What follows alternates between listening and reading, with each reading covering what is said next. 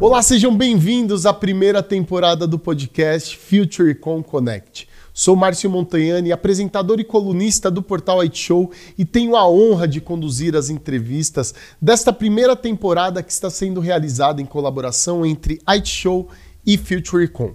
São 16 episódios que estão explorando os principais temas do universo de TI e Telecom, com convidados especiais, líderes do setor que estão compartilhando insights e informações valiosas para você. E eu já te convido para baixar o material exclusivo de apoio desta temporada. Então acesse agora mesmo o link que está aqui na descrição ou diretamente digital.futurecon.com.br. Este material vai te ajudar a se aprofundar nos temas discutidos em cada episódio. Bom, nesses 16 episódios estamos entrevistando pessoas profissionais incríveis e hoje eu tenho aqui Marina Martinelli, que está como doutoranda na Unicamp, e também Henry Rodrigues, gerente executivo do XG Mobile. Pessoal, muito obrigado pela disponibilidade de vocês. Eu quero abrir para vocês se apresentarem para o nosso público, começando aqui pela Marina. Seja bem-vinda.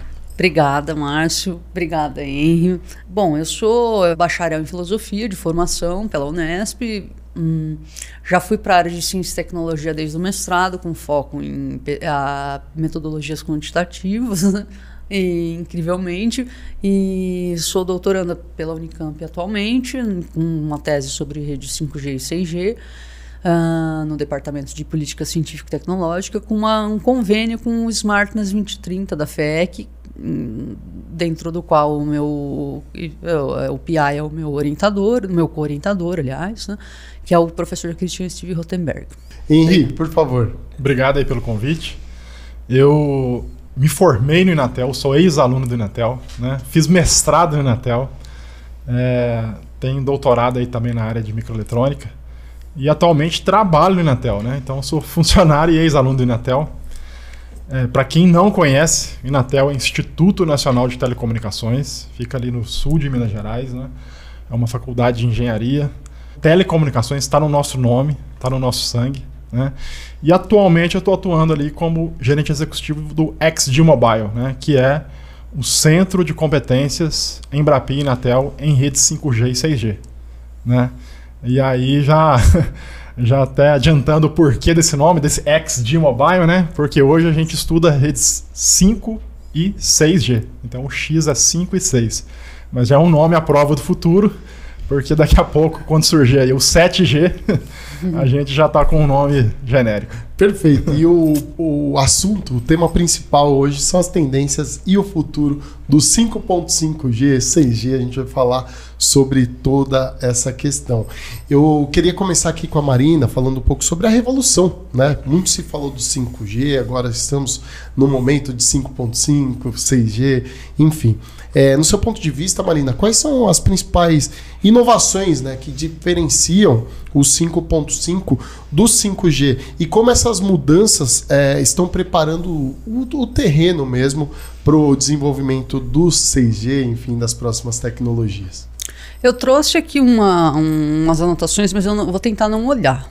Tá. Fica à vontade. Eu acho que assim, o 5G ele vem trazendo uma revolução em conectividade em relação ao 4G, porque ele vem com uma nova estrutura arquitetônica de redes de internet e realmente, para responder essa pergunta, eu acho que eu pensaria um pouco sobre quais as características do 6G e para qual direção o 5G está indo. Porque o 6G nada mais é do que uma complementação do 5G no sentido de estrutura de rede. Então, em relação ao 4, já é uma ruptura, uma revolução digital.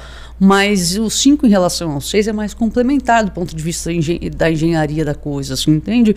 Então, eu acho que assim, são muitas coisas, né? Em primeiro lugar, eu acho que a 6G vai abrir um espaço ali para uma nova frequência de banda, né? Os terahertz, né? Então, novas aplicações, né, vão surgir nessa nova conectividade, né, 6G. Até vou criticar aqui o Henry já, né, falando que eu acho que assim, eu estava lendo uma matéria esses dias no site da Ericsson e o CEO da Ericsson falou que acho que acaba no 6G, entendeu? Não vai ter o 7, o 8, mas não sei o que você pensa sobre isso, Henry. Eu acho que eu concordo com ele. Eu acho que o 6G já abre um novo horizonte assim de aplicações e vai ser muito, muito radical, assim, entende? Apesar de ser complementar a 5G do ponto de vista técnico, né, de arquitetura,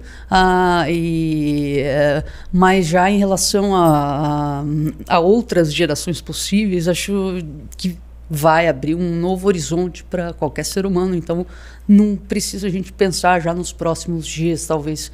Mas eu acho que assim, XG faz sentido na medida em que a gente pode pensar em 4, 5, 6, enfim. Então, faz sentido para mim. Eu queria até, aproveitando um pouco da sua experiência, que você complementasse, que você falou sobre algumas questões, algumas características de arquitetura, sobre exemplificar, enfim, o que você consegue trazer para a nossa audiência para traduzir de uma forma mais direta toda essa questão que você levantou agora sobre arquitetura especificamente? Eu acho que o 6G, e pensando já no horizonte do 6, né, para pensar em como que vai ser direcionado esse 5G e meio, né, em relação ao 5, né, ele vai trazer principalmente, eu acho, do ponto de vista mais de inovação radical, assim, a questão das redes quânticas, né. Então, acho que essa questão vai ser a questão do momento, a grande tendência dos próximos anos, até a partir de 2030, né. Então, acho que as redes quânticas vão revolucionar o mercado, vão revolucionar as empresas, vão revolucionar as universidades, vão revolucionar tudo, porque elas vão trazer novos materiais, né? Novos materiais para compor essas redes e esses equipamentos, por exemplo, o grafeno, né? Que é o material quântico, né? E vai trazer novas possibilidades de internet de ultra baixa latência, né? Então, realmente, uma distribuição de infraestrutura é necessária, né? Porque a gente tem que pensar que a 6G traz uma questão energética muito importante. Eu estou aqui lendo pontos que o Banafa, um dos mais importantes da área de 6G, fala, né? Tentando dar uma pincelada, né, do Banafa, e ele fala que se a gente não se preparar para essa nova arquitetura, realmente vai ter um boom mesmo energético, né, em termos de eletromagnetismo e de conectividade, que talvez a gente não esteja preparado, mesmo com data centers nucleares. Talvez essa não seja a saída. Então a gente já tem que começar a pensar já em edge computing, fog computing, né, regularização para fog computing, padronização, porque não tem, mas para edge tem um pouquinho, e pensar já em estruturas de edge de ponta, né? Então, para pensar nessa descentralização da rede. A gente vai falar bastante sobre isso aqui no episódio, mas eu queria até escutar o contraponto do Henry com relação nas iniciativas, a sua visão aí sobre as próximas versões que nós estamos que está por vir. Sim.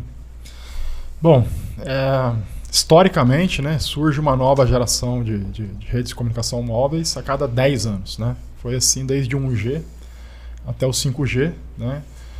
Então, o 5G aí que surgiu por volta de 2020, o 6G previsto para 2030 e, digamos assim, existem inovações gradativas, né, à medida que os anos vão passando, e aí esse conjunto de novas normas, né, dá o que a gente chama aí o surgimento do 5G Advanced, né? Que é o 5,5G. Então, na minha visão, né, eu vou trazer aqui alguns exemplos práticos, né, de novas aplicações, novos casos de uso, novas tecnologias que vão impactar o mundo já com o 5,5G. Isso que eu ia te pedir para você pontuar, né? Como você avalia esse impacto na transformação digital nas empresas e até mesmo o avanço da conectividade global, que a Marina bem pontuou algumas questões, eu queria te ouvir. Eu vou começar com um exemplo bem específico que vai gerar grande impacto, eu diria, em diversas verticais de mercado no mundo inteiro, né? E esse exemplo é o Ambient IoT. Né? Então o IoT todo mundo conhece, Internet das Coisas, né? E aí tem uma nova tecnologia agora que chama Ambient IoT, que é basicamente um dispositivo IoT. Eu até trouxe aqui no meu bolso, né, um exemplo desse dispositivo. Então, para quem não está vendo, tem um tamanho aqui de 2 cartões SDs, né? É um dispositivo flexível, né? E o mais importante, ele não tem bateria, né? Ele funciona sem bateria. Então, ele transmite as informações aqui, né? Ele pode funcionar como um sensor, por exemplo. Ele obtém a energia do ambiente, ele capta os sinais de RF do ambiente, né? E processa e transmite a informação dessa forma. E a maior característica disso aqui, mais impactante, é o custo. Isso aqui vai custar menos de 10 centavos de dólares. Né? Então, com esse custo e sem bateria, isso aqui é capaz de revolucionar o mundo. Né? Por quê? Porque você pode colocar um desse aqui num produto qualquer e isso vai acompanhar o produto todo o seu ciclo de vida. Né? Desde que ele saiu lá onde ele foi produzido, no transporte, no armazenamento, no uso e no descarte. Né? Então, por exemplo, né, imagina isso aqui colado numa ampola de uma vacina e você pode monitorar a localização, a temperatura daquela ampola, todo o ciclo de vida. Né? Fica à vontade. Ele funciona em redes 5G, como é que é? Sim. Esse aqui que está na minha mão, ele é o primeiro, né, vamos dizer assim, do tipo, e funciona com Bluetooth. Mas já está em padronização nos 5,5G e até nos padrões 802.11, né, Wi-Fi, o ambiente IoT. Né? Então, e aí o que é preciso a gente comparar isso aqui, né? Se você olhar isso aqui, alguém pode falar, mas isso aqui parece uma tag de pedágio, um RFID. Isso já existe. Um RFID, isso que eu ia falar. Já existe, não tem nada de novo, mas não é bem assim, né? Porque, primeiro, porque a tag, ela funciona quando ela passa num portão de leitura. Né? Então, vamos dizer assim, a área de cobertura daquela leitura ali é muito confinado, muito restrito. E aqui não, a gente está falando de algo que é capaz de comunicar dentro da área de cobertura de uma rede móvel celular. Né? Mais uma pergunta. Esse equipamento foi produzido por vocês do Inatel e ele tem patente? Esse aqui foi produzido por uma empresa de Israel, que tem mais de 50 patentes, né, e lidera o mercado nessa tecnologia. A Marina comentou algumas questões de estrutura e dentro dessas suas perguntas me veio uma questão importante. Até pensando na adoção do 6G, quais mudanças estruturais você acredita que são necessárias nas políticas de inovação para facilitar a adoção do 6G, Marina?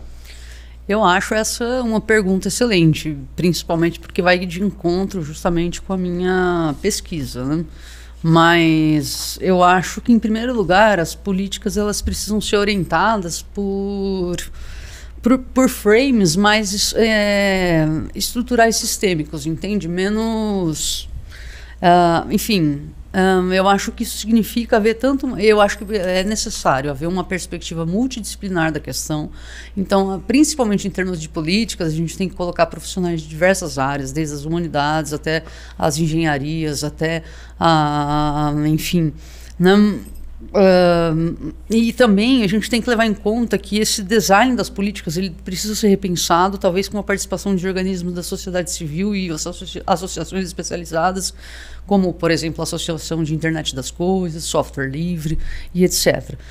Particularmente, eu acredito fortemente nas políticas de incentivo, entendeu? As políticas de estímulo, assim, a publicações, patentes, publicações científicas, patentes e redes de colaboração, né?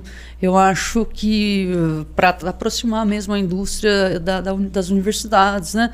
Para não haver essa cisão entre indústria e universidades, né? Para que elas trabalhem juntas em prol da produção de publicações e patentes em coprodução, em colaboração, acho isso muito importante.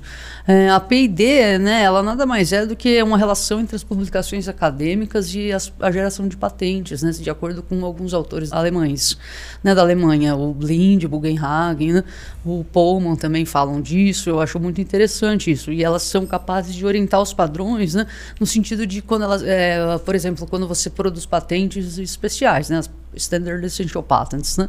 Então essas patentes vão orientar os padrões e vão discutir esses padrões e influenciá-los. Então eu acho que essas patentes especiais, elas precisam ser produzidas por cientistas e por pessoas da indústria. E somando todas essas características, né, e necessidades de inovação que vão facilitar a adoção dessas novas tecnologias, você tocou numa questão fundamental, que é o equilíbrio, né, entre os custos de implementação e com os benefícios, né? Eu queria entender a sua visão. O que o mercado deve esperar com toda essa inovação? Como as empresas devem equilibrar, né, os custos de implementação com os benefícios esperados para a adoção dessas novas tecnologias? Esse é um ponto-chave, né, na adoção de uma nova geração de rede móvel, né? A questão econômica, o custo de implantação dessa rede. E aí, quando você pensa em todo o ecossistema, né, os centros de pesquisa, as empresas que fornecem os equipamentos de infraestrutura, né, os terminais móveis, um elo chave aí são as operadoras, né? E aí, para a gente olhar para o 6G, a gente tem que voltar um pouquinho para o 5G e tocar o dedo na ferida. Que é o seguinte, até hoje, o retorno sobre o investimento do 5G não foi obtido pelas operadoras. Então, existe até um estudo do GSMA, né, que mostra o custo, o CAPEX, né, o custo de implantação da rede versus o faturamento que aquela rede ali te oferece de volta. E aí essa relação está cada vez mais alta, ou seja, você precisa gastar mais dinheiro para ter menos faturamento. Então, com o passar das gerações, do 3, do 4, do 5G, isso tem aumentado, né? E aí, um ponto-chave dessa questão, isso é tão real que no Mobile World Congress 2024 não se falou sobre 6G. As operadoras não querem ouvir de 6G enquanto não tiverem o retorno financeiro que elas fizeram no 5G. Exatamente. Né? E aí, como que faz então? Então, por que falar de 6G? Né? Eu penso da seguinte forma, né? Uma operadora, ela vai fazer um investimento apenas por 3 motivos. O primeiro é porque ela é obrigada, né? Tem que cumprir uma obrigação no leilão. O segundo motivo é algo que faça ela reduzir seus custos de operação. E o terceiro motivo é algo que faça ela aumentar o faturamento. Né? Então, quando a gente fala de 5,5G, de 6G, a gente tem que olhar para quê? Para os novos casos de uso, né? Que de fato têm apelo comercial, né? Que vão trazer novas aplicações, novos clientes, novos usuários e que vão, né, fazer o investimento ter o devido retorno.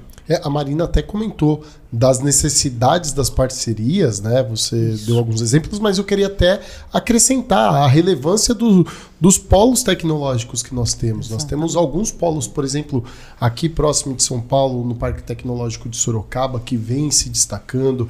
Em Campinas, você acompanha bem de perto ali. Eu queria entender, né? Exatamente a relevância desses polos, dessas parcerias no desenvolvimento da rede 5.5G e também 6G. E como a gente pode, como tudo isso pode ampliar o protagonismo do Brasil perante o mercado global, visto que essa não é uma dor somente do nosso país. Excelente, eu acho essa outra pergunta fantástica. Eu acho que no Brasil, né, e respondendo um pouco primeiro a pergunta da colocação do Henry, né, eu vejo o Brasil meio dividido, né, entre as operadoras e as fornecedoras. Né? Qual o papel das operadoras? Né? Eu acho que a pergunta, na verdade, é qual é o papel das operadoras nesse momento atual do surgimento da 5G, porque essas operadoras ficaram um pouco perdidas, entende? Então a gente está questionando isso. Eu até participei de uma live internacional que até participou o pessoal do CPQD também, né, lá de Campinas, você falou de polo, né?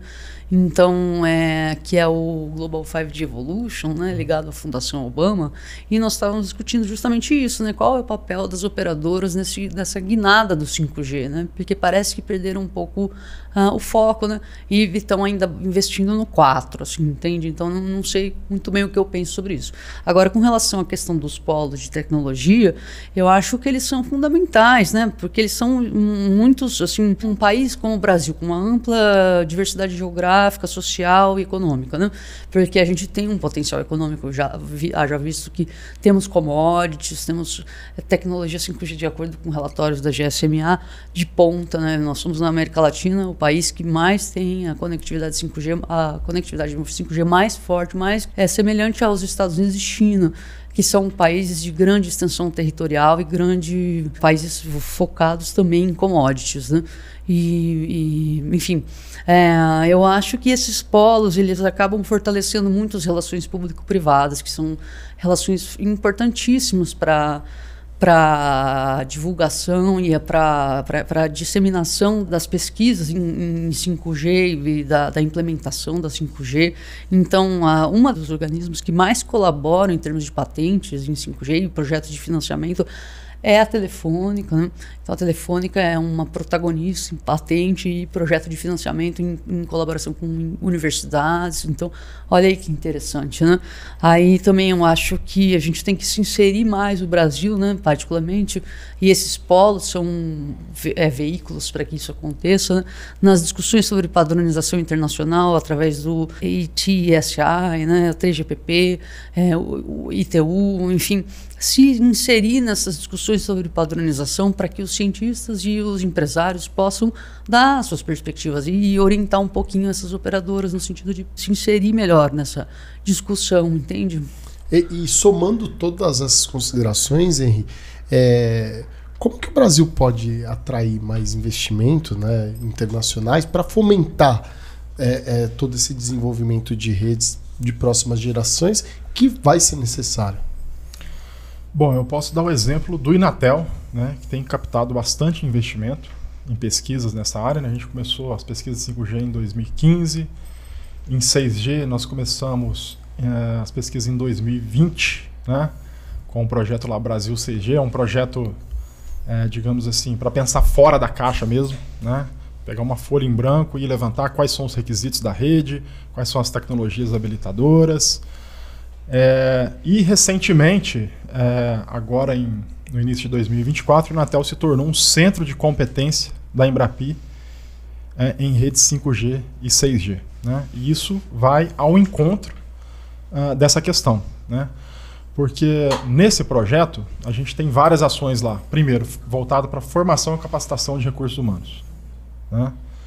Segundo, a gente faz pesquisa, desenvolvimento e inovação nessa área. Redes 5G e 6G, já mirando o quê? Tecnologias de fronteira que têm aplicação de mercado. Perfeito. Né? Tem valor para ser transferido para a indústria. Né? A gente também forma infraestrutura e também tem uma ação para atrair e criar startups, tudo em torno dessa temática de redes 5G e 6G. E em cima de tudo isso, vem o que a gente chama lá de associação tecnológica, né?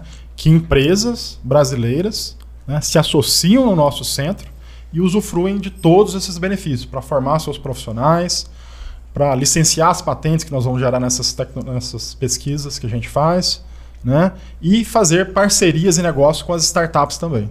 Então tudo isso movimenta o ecossistema, traz investimento e o Brasil avança, né?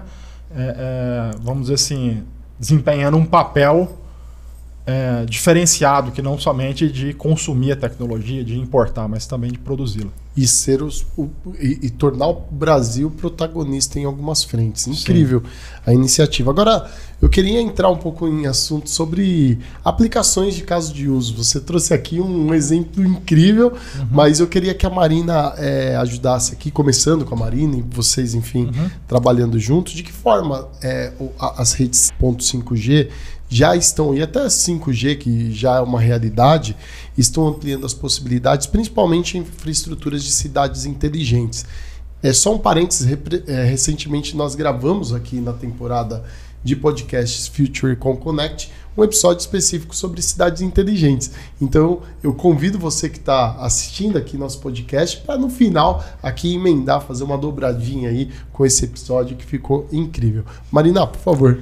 Eu acho que a infraestrutura das cidades inteligentes, através dos sensores e da IoT, né, como disse o Henry, são fundamentais, né, para que elas sejam conectadas. Por exemplo, sensores inteligentes podem conectar e monitorar os recursos essenciais como água, iluminação pública, tráfego, vigilância e segurança pública, enfim, né, avanços como o transporte conectado, veículos ligados à rede, né, V2G, por exemplo, ou diretamente os V2X, né, os veículos ligados a qualquer coisa, né, que a gente fala, que é, por exemplo, pedestres que tenham algum dispositivo Bluetooth, algum dispositivo de RFID, estejam conectados pelos celulares, os smartwatches, também aos semáforos, né? Então, essa infraestrutura elas são muito importantes e eu acho que eu retomo aqui uma aplicação que eu acho importante, né? Contrapondo aqui um pouco ao que o Henry falou, no sentido de da infraestrutura de antenas, né? Que é uma coisa que a gente está pensando muito no Smartness, né?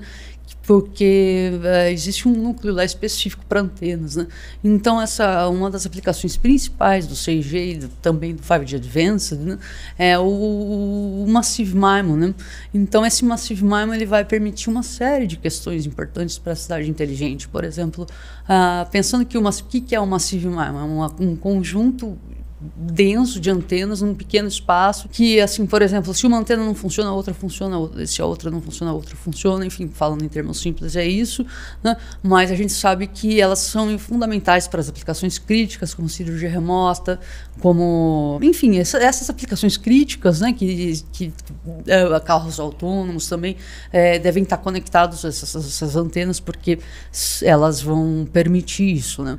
Então, a gente tem um núcleo lá no Smartness ligado à questão das antenas, agora do professor lá da FEC. Ele tem um núcleo específico lá no Smartness, né, de antenas, e ele agora a gente fez uma parceria com essa área da FEC, e essa área da FEC também está ligada ao Smartness. Então, nós estamos pensando muito seriamente essa questão das antenas em relação às redes 5G e 6G e às cidades inteligentes. Perfeito.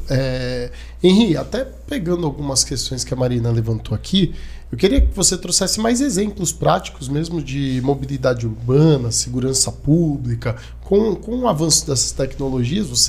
Eu não vou cansar de falar da opção que você trouxe aqui para a gente, queria te escutar. Perfeito. Esse aqui é só um exemplo, tem diversas outras tecnologias e casos de uso aí.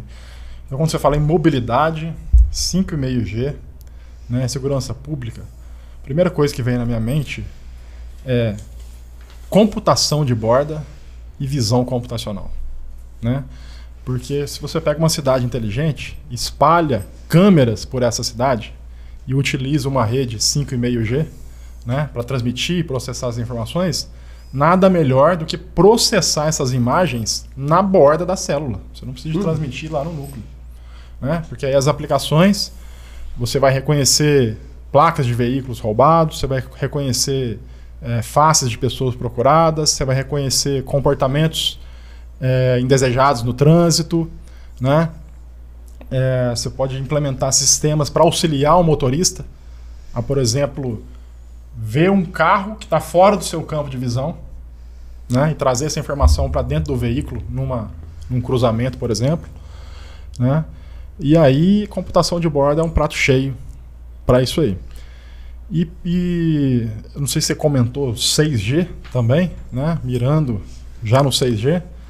O 6G ele traz um novo caso de uso, né?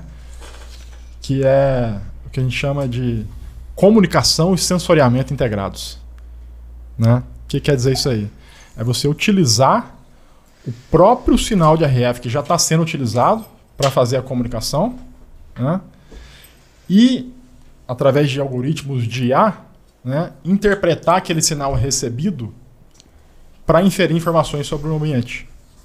Ou seja, o sinal é transmitido na antena da torre, reflete em alguma coisa, algum objeto, alguma pessoa, e aí, ao observar aquele sinal refletido, eu consigo detectar, tem um carro aqui, nessa posição, ou tem uma pessoa ali, entendeu? E isso aí vai fazer o quê? A rede virar um grande sensor. Né? É o famoso Network as a Sensor. E isso é incrível em vários aspectos. A gente está pincelando aqui uma base, né? Mas com a evolução do edge computing, computação quântica, tudo isso que está chegando, essa infraestrutura vai ser mais do que necessária, né? Mas, Marina, eu queria entender, né? Dentro dessa questão de 6G, muito tem se falado também de metaverso, né? Eu queria entender, na sua visão, quais setores devem liderar toda essa integração. O metaverso ele traz uma grande aí, um montante aí de investimentos na ordem de 5 trilhões de dólares até 2030, né, de acordo com o relatório da McKinsey, né? Então, de fato, é uma grande ali sacada aí, né, da indústria para trazer a experiência imersiva, né, colaborativas e interativas do metaverso devido às suas características tecnológicas avançadas, né, o VR e o AR, né, e o XR também, que é a soma desses dois mais todas as outras coisas, né? A gente sabe que o XR ele é VR mais AR e mais o mix, né? O mix AR também, enfim, e todas as outras coisas que podem vir no meio disso. Então, o XR, ele para mim, é a grande sacada aí do metaverso, né? Um capítulo da minha tese fala especificamente sobre isso, né? Do ponto de vista das redes de colaboração, publicações e patentes nessa área. E isso é uma grande preocupação. Como vai funcionar tudo Exatamente. isso? O meu strand ali no Smartness, né, é ligado às redes cognitivas, né, de XR. Então, a gente está sempre pensando XR em todos os aspectos, tanto do ponto de vista qualitativo de pesquisas, de qual a qualidade da experiência do usuário, desde a qualidade do serviço, até também a questão de todo esse mapeamento de publicações e patentes sobre o tema e quais são as novas tendências.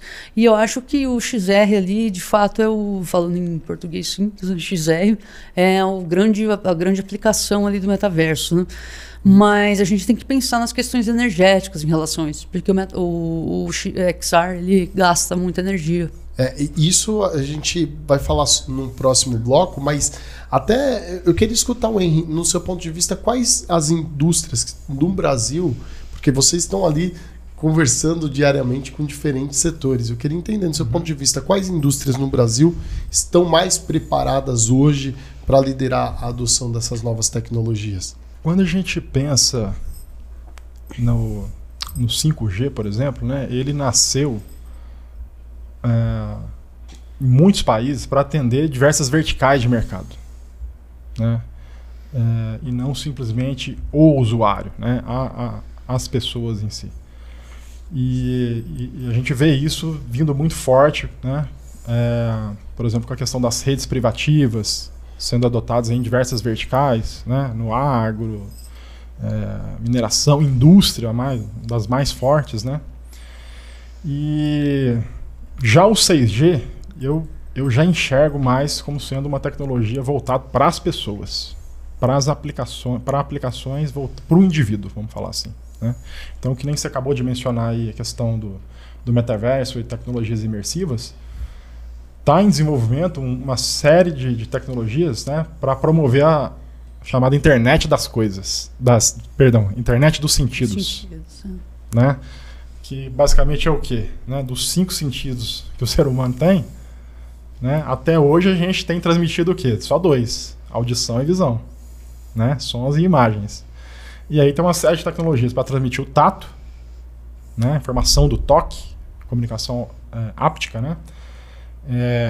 O olfato, né? E até o paladar. Né? Então isso vai se encontrar lá na frente com o 6G como sendo a rede para transmitir todas essas informações. Inclusive, a questão da visão, né, melhorada também por meio de hologramas, por exemplo. Exatamente. Eu acho que a holografia é a grande chave ali da 6G, né, no sentido de que você vai ter uma internet imersiva muito interessante do ponto de vista, por exemplo, eu vou dar um exemplo prático, assim, que eu fico entusiasmadíssimo, assim, não vejo a hora que isso chega até mim, né? Então vai ser possível, por exemplo, eu estava explicando até para o meu orientador, o professor André Furtado, né, que a 6G vai trazer uma experiência imersiva muito forte, né, que é para além dos óculos de realidade estendida, né, que é a holografia. E, por exemplo, se nós fizéssemos esse podcast via internet, via distância, né, seria uma coisa muito mais interessante. Assim, do ponto de vista tecnológico, eu sentiria o cheiro da sala, veria vocês sem o óculos, né? Então seria mesmo por hologramas, como disse o Henry. Tudo isso é muito incrível e nós estamos aqui mais um episódio da temporada de podcasts Future com Connect. Essa primeira temporada realmente está incrível, são 16 episódios que abordam os principais temas de TI e Telecom, e eu te convido para baixar o material de apoio deste episódio, que é um material exclusivo que vai te dar condições de consumir de forma mais densa tudo que nós estamos discutindo neste episódio e também nos outros da temporada. Então acesse digital.futurecom.com.br ou diretamente o link que está aqui na descrição deste episódio. Nós estamos falando sobre tendências e futuro do 5,5G, do 6G, 7G, enfim, tudo isso que o Henry e a Marina estão conversando aqui com a gente. Bom, eu interrompi a Marina falando que nós vamos falar nesse momento aqui sobre eficiência energética, que é uma grande preocupação do planeta. Mas Marina, eu queria que você concluísse, né? Como que é a eficiência energética das redes 5,5, 6G, a 5G também está sendo trabalhada nos projetos de inovação? Enfim, eu acho que a questão da eficiência energética ela é chave, né? Porque nós temos uma infraestrutura de rede ainda baseada em cloud computing, né? Tem a maioria do setor do mercado de telecomunicações, de TI, ainda defende os data centers, a cloud computing e a plataformização da internet, né? Eu acho que isso é muito arriscado de se defender, porque eu acho que isso gera um consumo energético dentro dos data centers gigante, né? E a gente está pesquisando assuntos relacionados a isso, né, questões relacionadas a essas, né, no sentido de pensar como eu disse, o Banafa coloca, né, que é um autor-chave para mim no momento, estou lendo ele, mas enfim, então estou repetindo aqui, né, ele, mas é que ele é muito importante mesmo, professor indiano, né, de 6G, né, como que você vai fazer uma descentralização dessas redes, né, de forma consensual, né, para que esse consumo energético diminua, né? Então acho que o DeepSeek, né, essas estruturas de mais descentralizadas, ou seja, focadas numa internet aberta, né, e também em multi-usuários, né, e a edge computing na prática, né? Então eu acho que essas coisas elas são fundamentais para a gente pensar a questão da eficiência energética e o futuro das redes 6G, porque elas vão descentralizar e tirar um pouco essa coisa dos data centers, que no fundo são... a gente não pode focar a nossa economia, a nossa conectividade em data centers nucleares para fundamentar toda essa transformação radical que é a 6G, por exemplo.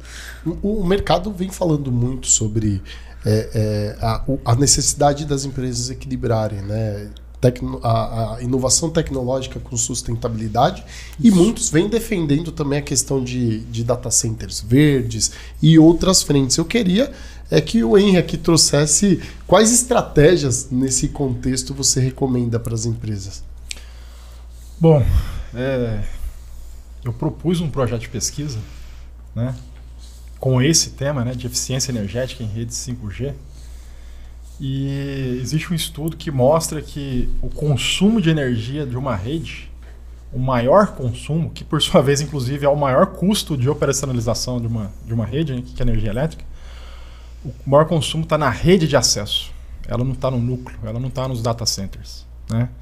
Então a rede de acesso é o quê? São aqueles conjuntos de estações radiobase que estão espalhados no país inteiro.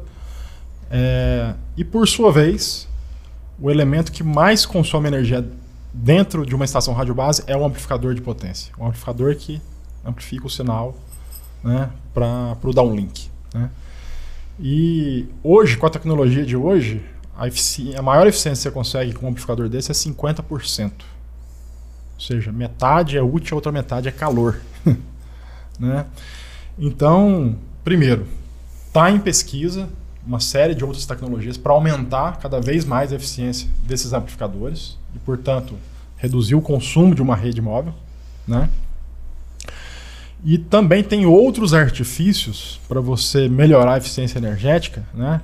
Que é, por exemplo, algoritmos de otimização de uma rede, para você fazer um desligamento parcial de uma rede de acordo com o perfil de tráfego, né, daquele momento. Então, por exemplo, durante a madrugada, o tráfego de dados cai violentamente.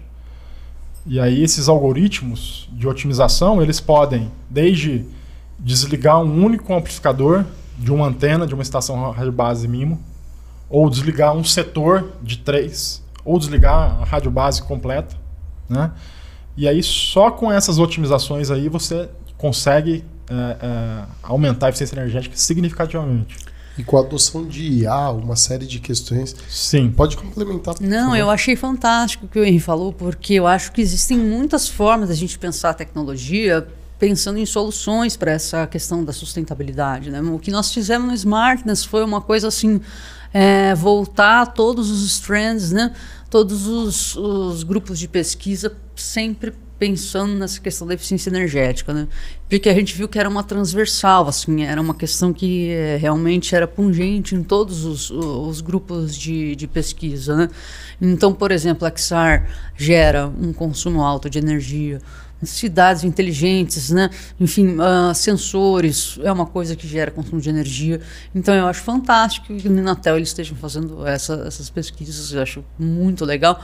Mas eu acho que também tem uma questão muito importante, que é a questão da predominância no debate da Edge Computing. Eu acho que a Edge Computing ela não vem só no sentido de baratear o custo da rede a partir da descentralização da forma de processamento de dados, que é transformado em energia elétrica dentro dos data centers, né?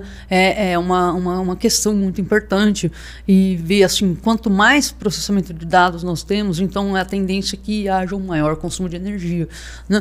Elétrica, né? Porque há uma relação entre o processamento de dados e a produção de energia para que haja esse processamento, entende? Porque você tem que ter energia elétrica, né, de data centers focados, enfim, em N fontes, né? Podem ser renováveis, podem ser nucleares, enfim, agora a gente está falando da energia nuclear, porque a China e os Estados Unidos estão investindo massivamente em data centers nucleares. Por quê? Porque esse processamento de dados é gigante com as redes 5G e 6G, né? Então elas tendem a aumentar cada vez mais. Então, quem vai dar esse fundamento, esse embasamento energético, né, para essa conectividade forte, né? Então, realmente são os data centers, né? Mas assim, é a minha percepção. Então, a gente tem que pensar, né, como devem ser esses data centers, se a gente tem como descentralizar isso e fazer ferramentas de inteligência artificial mais open source, mais multi-usuários, entende? Mais descentralizadas, porque esse é o princípio da Edge Computing, né? Da computação de bordo, né? E pensar também na participação do usuário nesse processo, né? Então eu acho que as novas ferramentas de inteligência artificial, não só a chinesa, né, que está em voga no momento, agora só se fala disso, né? Mas não só a chinesa, todas essas, né, que estão surgindo, elas vêm com essa propositiva, né? Então eu acho isso muito interessante. Legal. E Henry, você comentou no início algumas questões sobre as necessidades de retorno de investimento que as operadoras olham, algumas restrições que são impostas ali por essa realidade. Mas eu queria entender, no seu ponto de vista, né, como as operadoras podem preparar suas redes, né, para atender a densidade e dos dispositivos dessas novas gerações, né, e de que forma as operadoras também podem incorporar toda essa questão de sustentabilidade e estratégias ESG com a necessidade de inovação. Sim. quando a gente fala de aumento, né, de número de usuários, isso tem cada vez aumentado. A internet das coisas foi um grande impulsionador do número de dispositivos. E com o ambiente IoT, a gente vai falar de trilhões de dispositivos, não de bilhões mais, né? E aí, assim, em termos de infraestrutura, né, em termos práticos, né, para suportar toda essa infraestrutura, a operadora tem que considerar aumentar a capacidade da rede através de Massive MIMO, aumentar a capacidade da rede através de densificar as células cada vez menores. Exatamente. Né? E o que levanta até outras preocupações, né? Questão de cibersegurança, porque a superfície de ataque aumenta. Perfeito. Né? Inclusive aqui nós tivemos um episódio específico sobre isso, que foi super profundo assim, e realmente as preocupações, a evolução da tecnologia, a questão de cyberataques acompanha e é realmente assustador. Então eu convido aqui também vocês que estão acompanhando nosso episódio para conferir esse episódio sobre cibersegurança. Fica à vontade. E aí, já levando o assunto para o ESG, né?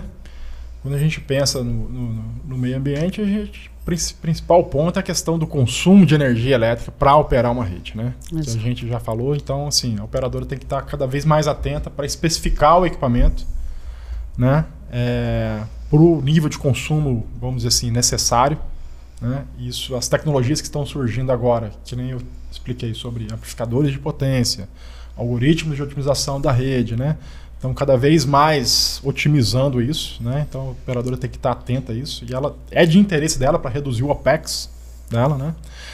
E na questão social, por exemplo, é um dado não muito novo, IBGE Agropecuário do Brasil 2017.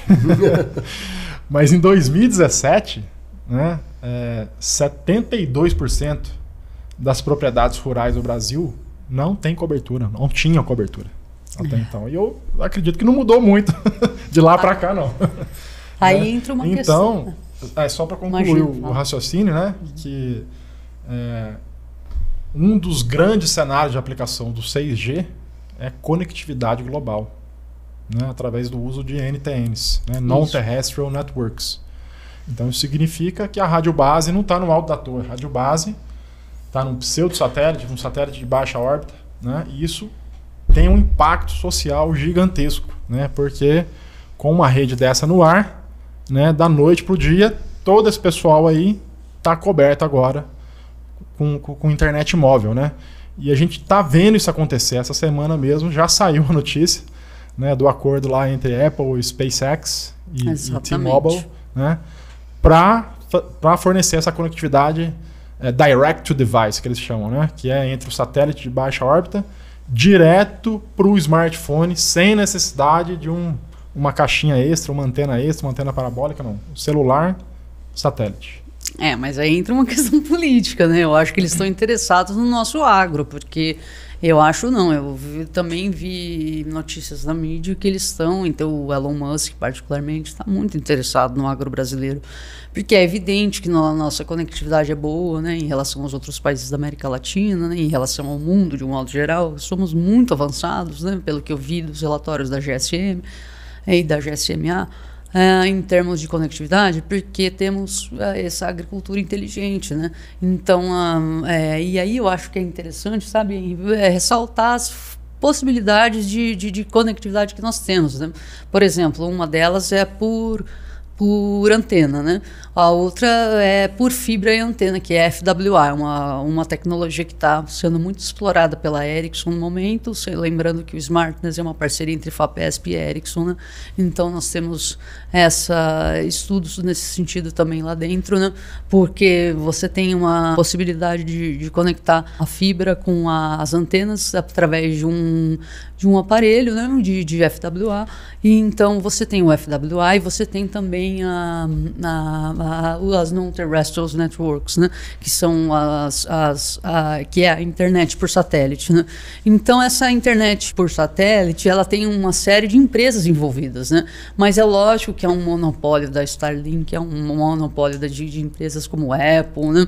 Então aí entra em questões mais delicadas do ponto de vista político, de como eles estão organizando isso para dominar um pouco os nossos dados, assim, né? Então eu acho que isso é um pouco delicado e eu tenho um pouco de medo, assim, falando a verdade. Nós tivemos um episódio, inclusive, com o Paulo Bernardoc, da Ericsson, falamos absolutamente tudo ali sobre FWA, então é um episódio super rico aqui para vocês que estão nos acompanhando também. Vocês estão vendo que eu só estou criando os spoilers aqui entre os episódios, porque realmente essa temporada está abordando temas sensíveis e os principais temas com profissionais de excelência como vocês, né?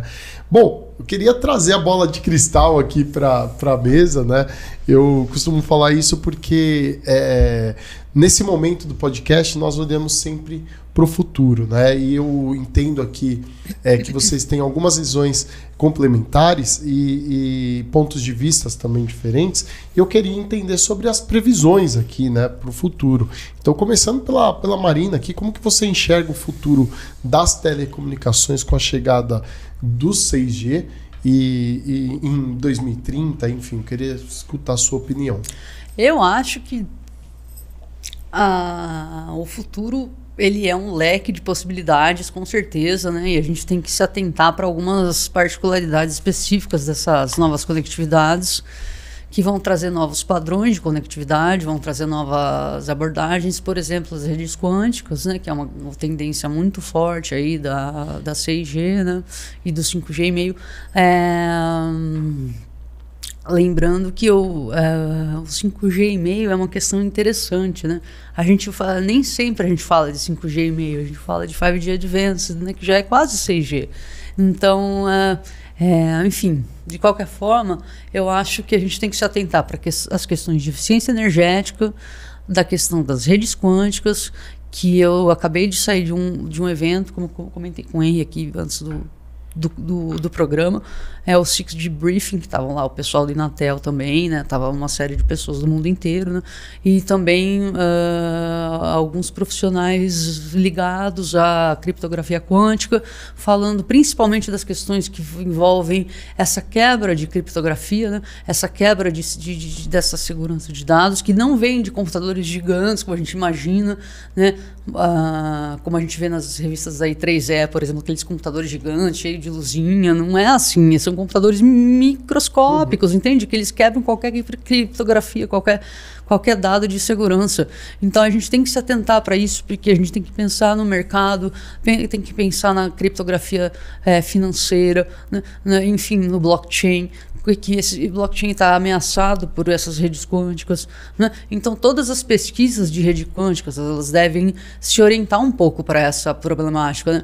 Por exemplo, eu acabei de ler na Fortune, né, numa matéria específica sobre as redes quânticas, né, que à medida que aumenta as pesquisas de redes quânticas, aumenta a possibilidade de se quebrar o mercado de bitcoins, porque as bitcoins, elas são baseadas em criptografia. Então, na medida que você aumenta os estudos de criptografia especificamente quântica, você está ameaçando um mercado, né, muito preponderante no momento, né, que existem uma série de investidores investindo muito dinheiro. Então você tem que pensar sobre isso. Esse mercado, ele tem, segundo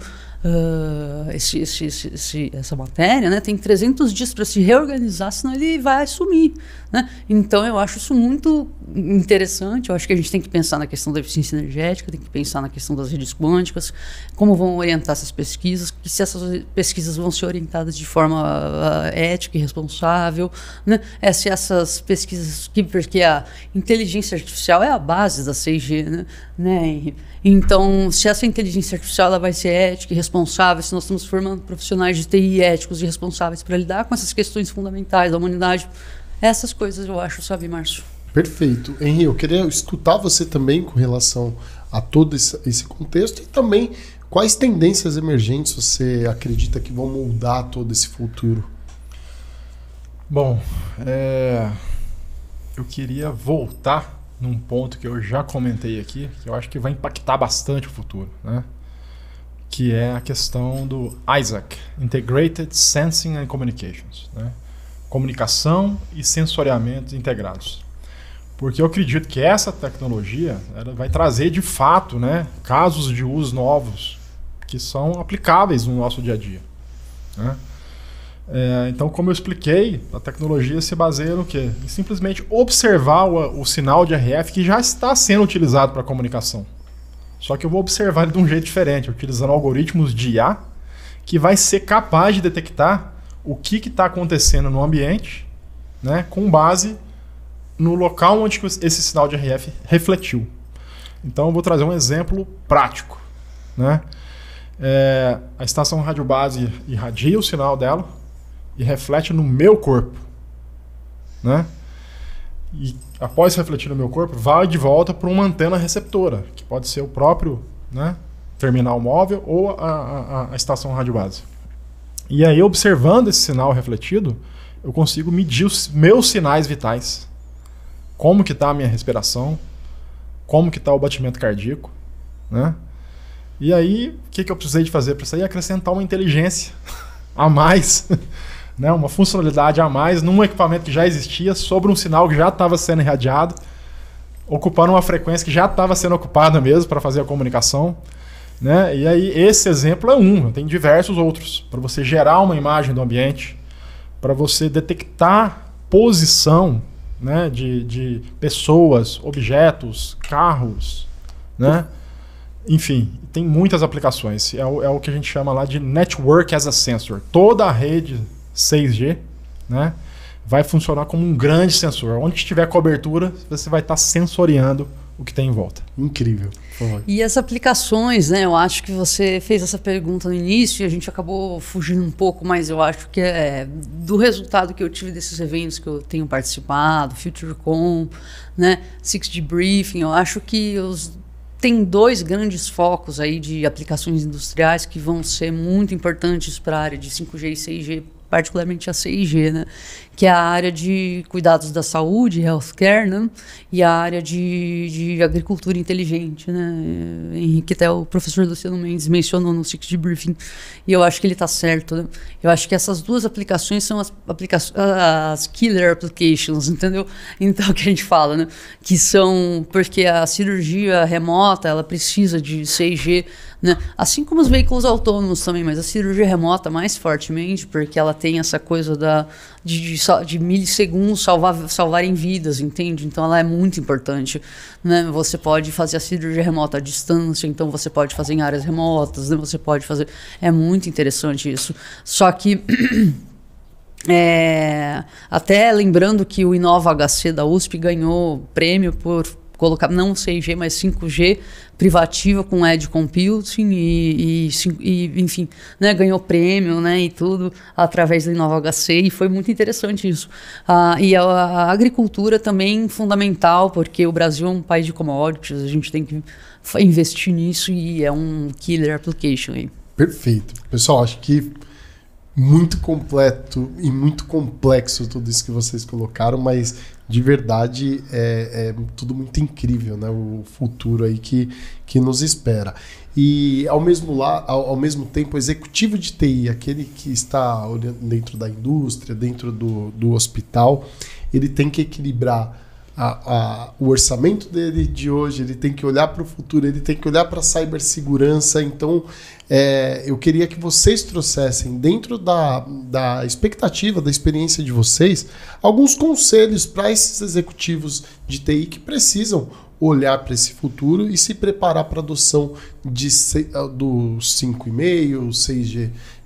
Quais conselhos vocês podem trazer para a gente? Posso começar? Pode, fica à vontade.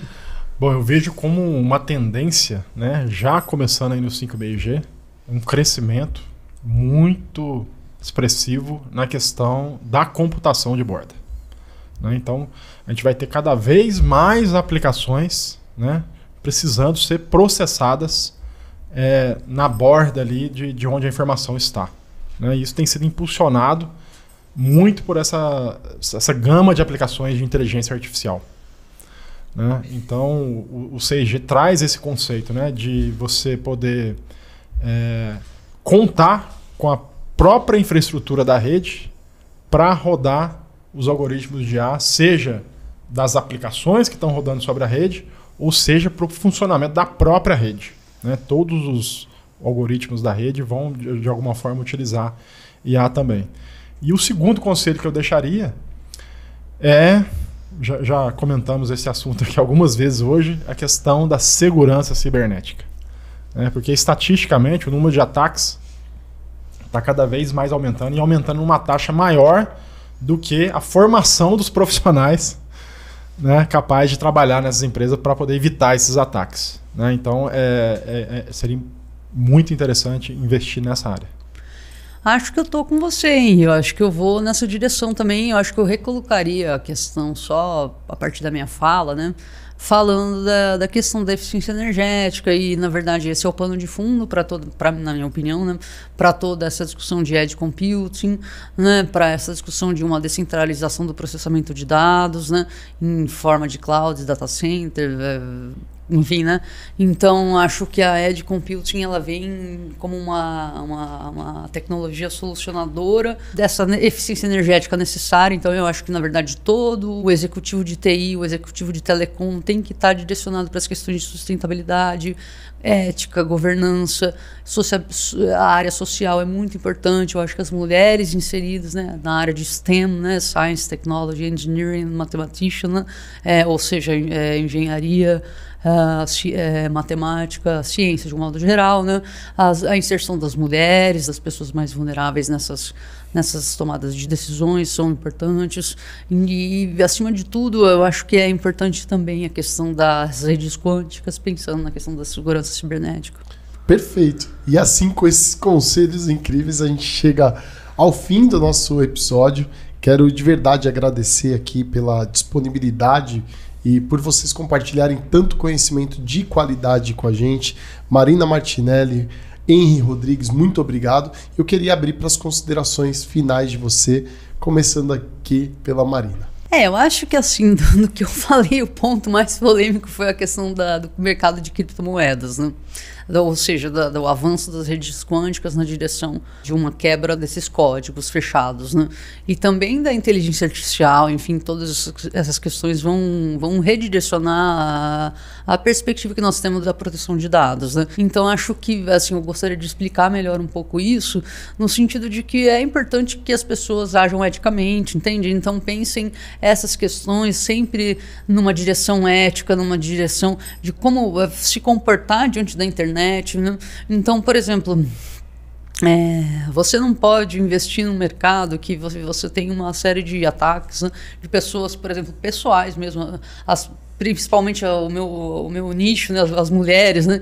Eu acho que eu nem consigo contar nas mãos assim quantas vezes eu já tive propostas para comprar criptomoedas pela internet, e isso é muito chato, entendeu? Então esse mercado não pode se direcionar dessa forma, ele tem que se direcionar de uma forma regulada, de uma forma ética e de uma forma oficialmente responsável, entendeu? Então, por exemplo, você tem meios para aplicar nesse mercado que são meios oficiais, são meios justos, né, por meio de bancos, né, enfim, o próprio Banco do Brasil você pode ir lá e aplicar em criptomoedas, né, e são formas éticas, né. Agora, então eu acho que quando você tem essa coisa de se invadir a individualidade do outro para vender criptomoeda, aí já começa a ficar uma coisa meio irresponsável, entendeu? Meio não, completamente, né?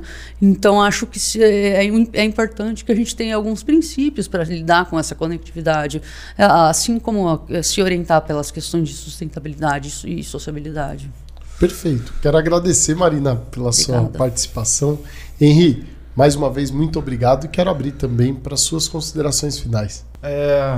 Quando a gente analisa, né, essas novas tecnologias que surgem aí de tempos em tempos, eu penso muito o que a gente pode fazer como país mesmo, para poder se beneficiar, né, dessas novas tecnologias. E uma das coisas que eu penso é como fechar o ciclo entre a pesquisa e a inovação. Porque, colocando de uma forma bem simples, a pesquisa é se transformar dinheiro em conhecimento, né? E com a inovação, você faz o contrário. Você pega aquele conhecimento e transforma em dinheiro de novo. Desenvolvendo produtos, soluções, né, que você, de fato, fecha o ciclo e transfere isso para o mercado. Então, isso é algo, vamos dizer assim, que o Inatel está sempre buscando fazer. Já fez isso com o 5G. Né? Tivemos pesquisas que viraram produtos e hoje estão aí no mercado. E aí eu quero terminar aqui com um convite, né, para que empresas aí do nosso Brasil se associem ao nosso centro de competências em redes 5G e 6G, justamente para contribuir com todo esse ciclo aí de formar pessoas nessas novas tecnologias, de absorver conhecimento através das pesquisas e de transferir esse conhecimento para o mercado com essas empresas, startups, criando seus próprios produtos.